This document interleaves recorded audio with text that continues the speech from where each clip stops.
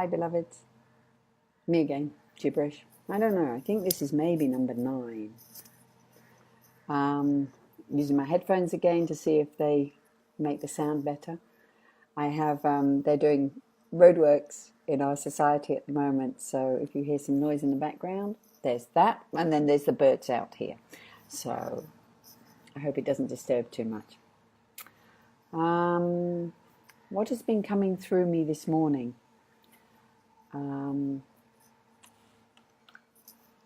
To speak about my gibberish this morning is around the issue of contracts that we have with people and seeing if those support us in our present space. It's like when you first learn to walk up the stairs, you have to take it carefully, you have to take step by step. You're a child, you're learning, oh my gosh, there's these steps I've got to learn to walk up. And eventually, once you know how to walk up the steps, you run up and down the steps and you don't even think about it. You know how to do it. You do it automatically. It becomes an automatic pilot. And that's very useful, because if you had to think about everything, it would be difficult. Life would be difficult. But every so often, we need to look and see if these automatic pilots that we have learned, these ways of being that we have learned, are nurturing us still, are working for us still. And so it's very important that when we catch ourselves pointing the finger to somebody else, it's a bit tricky, because the thing is, the other person is probably doing something, the environment is doing something, the government is doing something. Yes, there is people that are doing something. But in that moment, there is a possibility when we are doing this. You are doing it to me. They are doing it to me.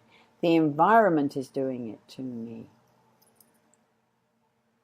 In our maturity, we need to really look and see when we're doing this, to start looking and seeing, okay, what is my contract with this? What is my agreement with this? Because ultimately, we cannot change the other. We cannot necessarily change the situation outside until we have changed the situation here. What is your hook in it? What is your agreement in it? What do you get from it if it's no longer nurturing you? What do I get? Why do I do this? And you will usually see that it was a contract or something you learned to protect yourself or to support yourself, or it was necessary in one time to do this to survive. It's important to relook. When we realize that it is not nurturing us anymore, when we are getting hurt by something, what is the agreement that we have made that is no longer serving us?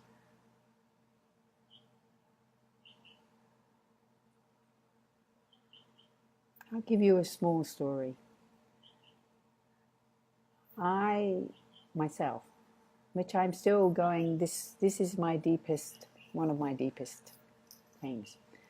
It's like a spiral. It's not a circle, it's a spiral. So every time it comes around again and again, for me to re-look at it and see,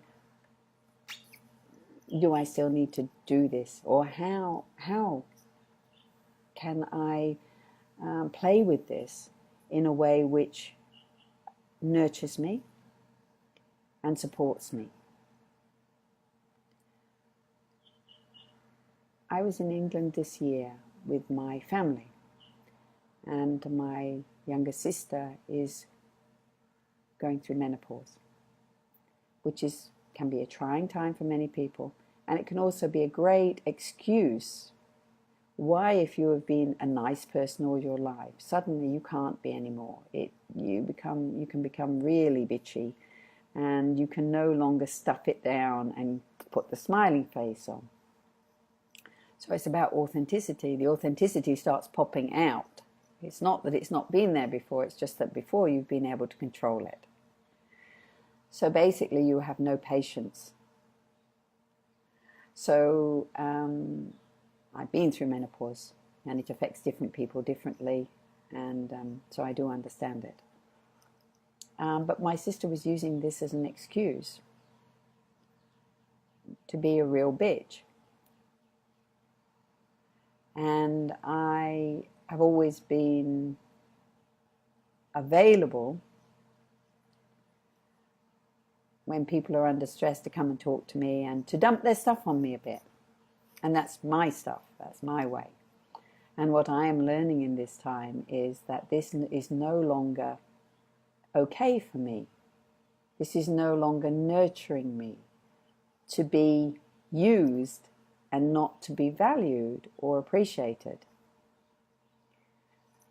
And it's a deep one, because obviously if I am the person everybody can go to, and I'm the nice one and everybody can tell me their problems, then everybody will love me, right? But eventually I end up becoming a toilet for everybody. This is what I see. They come along and I allow them to use me as a toilet. So they come along and they dump their shit on top of my head, or they vomit on me, and they walk away relieved, and I've got this shit sitting on my head. Yeah, I can go and have a shower and wash it off and all that, but it's not very nurturing for me. And I am changing this for myself. So I have learned that I don't want to not be available for people. There is a point where this is a beautiful gift that my mother has given me to understand how to nurture and to care, to be a caring human being. But I have seen that it comes, it is a beautiful thing, and then it gets to this point, and then I start to become a victim to it. So for me, the balance is to find what I enjoy to do, what I can do, and also know where I need to know when it is not okay. Now, the habit, especially with my family, has been that they can come and have a problem with somebody else, and they don't want to approach it with that person because they're afraid that that person may not love them, or that person won't receive it, or whatever the situation is. So they come and talk to me because I'm not living in where they are, and I'm not so directly connected, and maybe I'm not in a way so important to them in their day-to-day life. And this year I realized I was there, and my sister turned round to me and we had a conversation. And I said to her about, well, you know, Sue, I understand you've got stuff going on with menopause, but maybe you need to address it to the people. You know, you should be careful not to dump it on your friends and those people, and not in a way dump it on me. And she said, oh, well, I don't dump it on my friends, and I try not to put it on the kids and my husband and all this. But it's okay with you, because I can do it with you because I know that you can take it and you will love me anyway and you'll forgive me anyway. And in that moment, I caught what I was doing. And I just looked at her. And very simply, I said, don't do that anymore. Sorry, somebody just came in the door, and I just I've already done this once and they came in once and I don't want to do that. So back to what I was saying. So basically my sister said this to me and I just turned around to her and I looked her in the eye and I just said, don't do that to me anymore. That's not okay with me. I said, do you realize what you just said? That you think it's okay. And I have allowed you to think it's okay. I have a deal with you that it's okay for you to do this.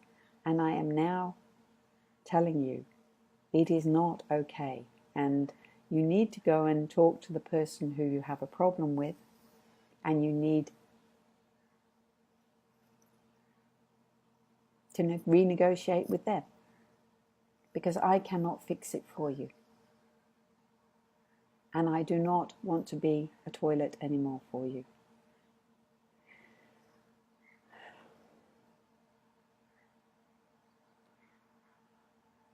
So in this moment, what I'm saying is, start taking responsibility for yourself. Because if you do not, you will have to eliminate those people from your life.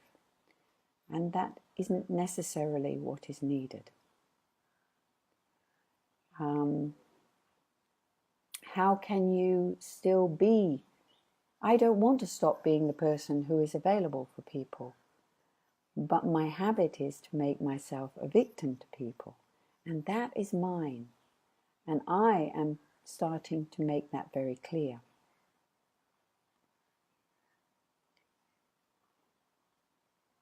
So, my challenge is, when you see that you are pointing towards the other, they are doing it to me, the environment is doing it to me, the world is doing it to me, oh, poor me. Yes, you are allowing that to happen. But in those moments, slow down, start to catch yourself and look and see, what is my contract with this? My contract in being a nice person and being a person that was available for everybody and making myself a victim to that was that I wanted to be loved. I wanted to be liked or whatever. A few years ago, I started to fall in love with myself. And I realized I've been doing this to myself. And this is not okay. So it takes great awareness to turn it back to yourself and just have a look and see, why am I doing this?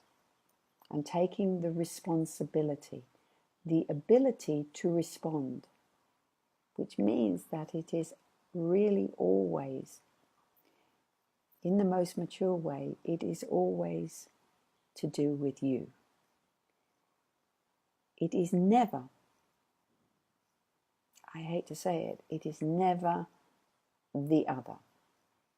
At the core of it, and it's not to make yourself a bad person or anything, it is your lesson to understand you. It does not mean the other is not doing it, but that is not your responsibility. You cannot change them. They have to choose to change themselves. When you choose to look at your own patterns and take your own responsibility, then the other will either change the way they deal with you, or it may be time to walk away, because maybe in that moment they're not mature enough to be able to drop the pattern. It's so easy just to walk away sometimes. But actually, when you really care about these people, there is so much that you love about them and so much that is beautiful about them. And they have just got, you have got a bad habit together. So if you are the one that is mature, if you are the one that is taking the space, if you are the one that is saying, I want to know who I am, ultimately you have to step up. And without judging yourself, without making yourself the bad guy, look at the habits, the patterns, the stupidities that no longer nurture you. And just go, well, I'm not doing that anymore. This is not nurturing me. And that may mean that you have to let some people in your life go. It may mean that you have to take some space from some people. And it may mean that you just, in a way, renegotiate and you just come to a new understanding. As you change your understanding of you and how you work, you can choose to keep the patterns or not. But with all habits, it takes awareness. So bring the awareness, watch it. You may have to run it a few times, but if you are running it in a conscious way,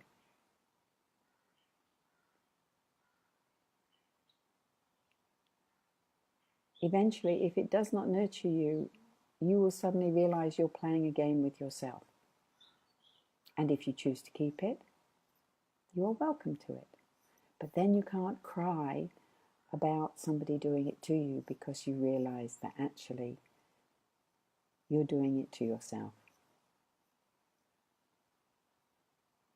Anyway, my beloveds, I respond quite well if you do have a particular question, but it has to be a real question. Don't give me bullshit about your relationships and your, well, I mean, I don't know, maybe, but not really about that. If you have a question about something in your life, write me a private message. It may trigger a response in me, and then I might do some gibberish on it. I find the collective is what is happening in my life, what is happening around me. It all speaks the same thing. So that the people that read or watch this will maybe resonate with you. If it resonates with you, look at it. If it doesn't, throw it in the rubbish bin. Just make it a good excuse to say good morning to me. And I love you. Life is such a blessing, but we have to stand up and start to mature. We have to take responsibility. We have to stop blaming everybody else. And as I say, it doesn't mean they're not doing something. They are doing their thing, but that is theirs to discover. And if we become really friends with each other, we will not allow ourselves to be victims. And we will also realize that life is so beautiful. So my beloveds, this is the third try I've had at doing this, because the first one, I forgot to put the camera on. The second one, somebody walked in the room. This one, somebody walked in the room, but actually they went out again, because when somebody comes into the energy field for me, it changes my focus. It's not them, but I haven't got a do not disturb sign on the door, and I don't really want to put one up. So anyway, I love you heaps. Have a very beautiful day, and I hope you enjoy this gibberish.